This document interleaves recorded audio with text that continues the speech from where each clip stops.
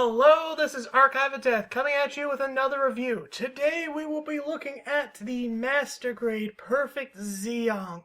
This guy is enormous. It is the largest kit I own, and it is literally head and shoulders above the next largest. So just taking a quick look around the kit, you can see it's got some nice colors. What's kind of cool is every single color on this kit, besides this purple at the front, is a shade of green. It's really hard to describe until you see it in person, but it's a purple green. So look at how big this thing is. There's the G3. Comes up to about crotch level. Oh, that is just, it's silly large. And one of the biggest problems with having a kit this big is, what do you do? How do you review something like this? Well, fortunately or unfortunately, mine's broken. It is not supposed to separate like this. Hey look, it's a normal Zeong. Basically what happened, one of my many moves, there's a screw in there. Let me get my light, see if you can see this a bit better. Focus camera, there we go. Yeah, see that? That snapped. It just was at the bottom of the box and it just snapped it. So, take a look at the top half of the kit. Here's the head. This guy's actually big enough to need a head articulation section. So, very well detailed. This hatch opens at the back. This is the cockpit they used in the show, but it's not actually where the figure is in this. These little thrustery doos move. This is normally all yellow, but I used a red piece. Opening this up, I broke my eyepiece doing a stupid LED mod. So mine only goes up and down like this, but normally it usually goes side to side. Putting that guy back together, putting it back on, focusing the camera. Come on, you can do it, iPhone away. There we go. So the head tilts up and down. It's actually got two joints, so you can see that's the second joint, and then that's it all together. So actually it's a pretty good range, and then it can spin around. So decent head articulation. These shoulders open and close. I don't know why. Moving the head out of the way. Can do a full 360 here. You can lose a piece. You can put it back on. It's pretty simple. Arm goes out 90. I mean, this thing is so big you can't ask for a lot. You can see the elbow bend, a little more than 45. However, you can pull it out slightly and get almost a full 90, which for something this bulky is pretty decent. So, hands. These are basically Pefect grade hands. You can see it's got a tab on there for a little something you'll see later. Can move the wrist in and out, rotate around on a ball joint. Thumbs on a ball joint. Like that. Has one bend. Not too terrible.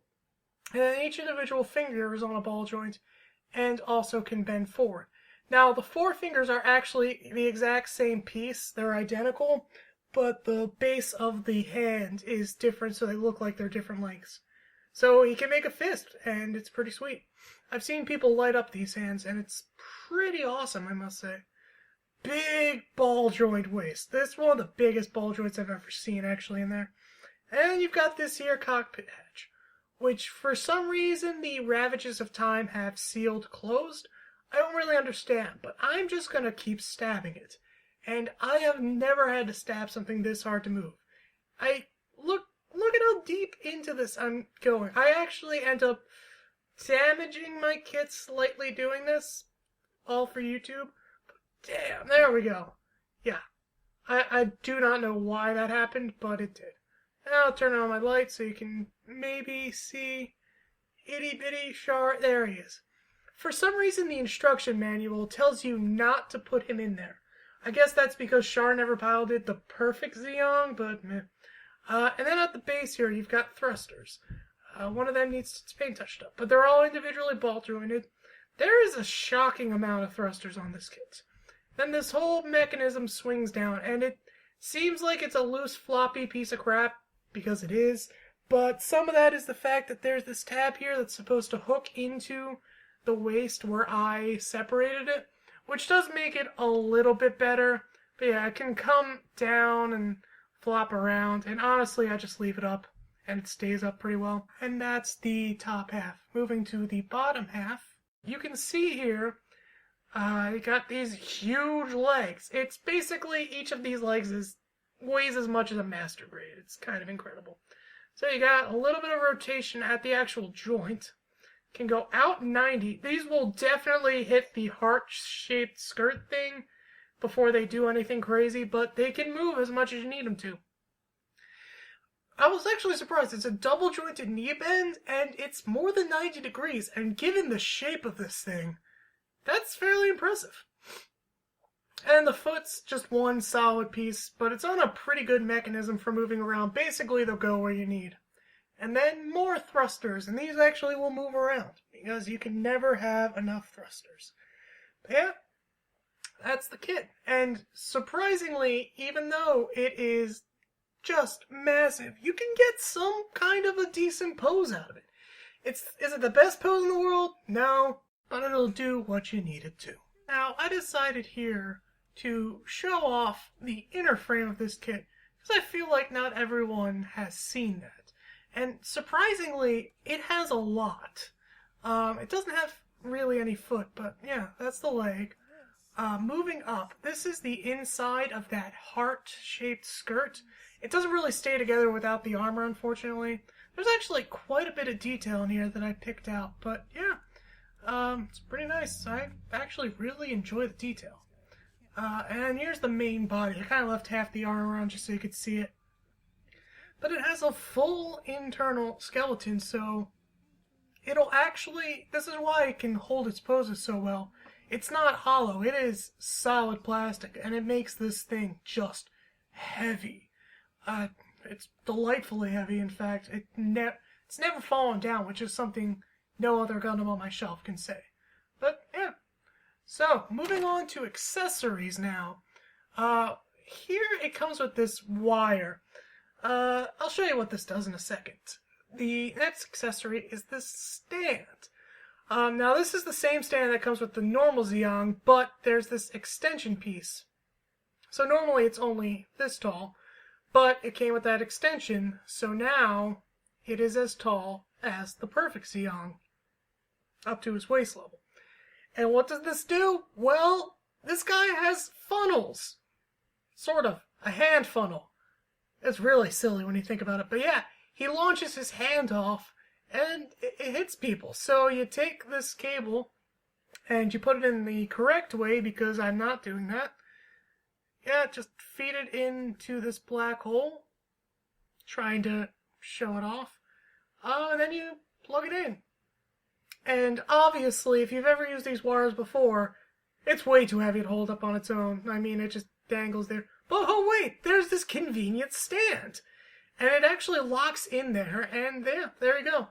The wire makes it a little tough to get it standing, but if you bend the wire to your will, it just can float there.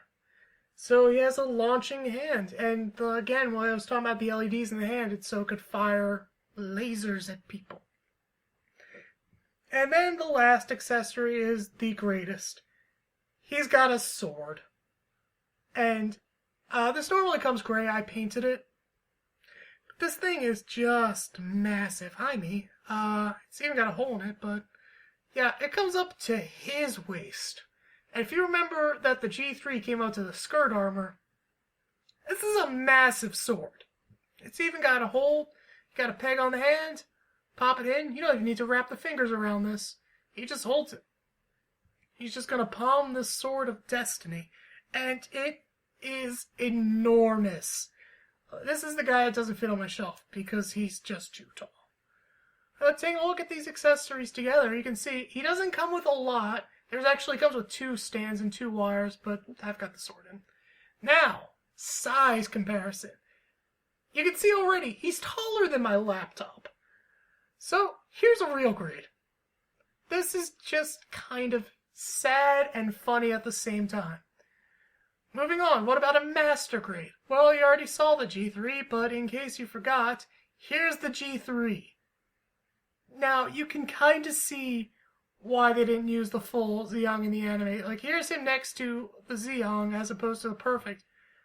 I don't think Amuro could have won that fight. What about a larger master grade? Well, here's my second largest Master Grade, Sinanju Stein. I also have Sinanju, but Stein was easily accessible. But man, this is my next biggest Master Grade. He doesn't even come up to his waist. Oh no. Oh, there goes the shield. It's not a review unless something falls off the desk. Alright, well, how about another big kit along this line? Psycho Gundam. Normally this kit is massive, but he is dwarfed. That's kind of sad. Oh, my last comparison here. Perfect Grade Strike. And here he is. That's kind of sad still. Strike is an enormous kid. He's a little hunched over right now, but he's just, like I said, Perfect Zeong is head and shoulders above. So what are my final thoughts on this kit?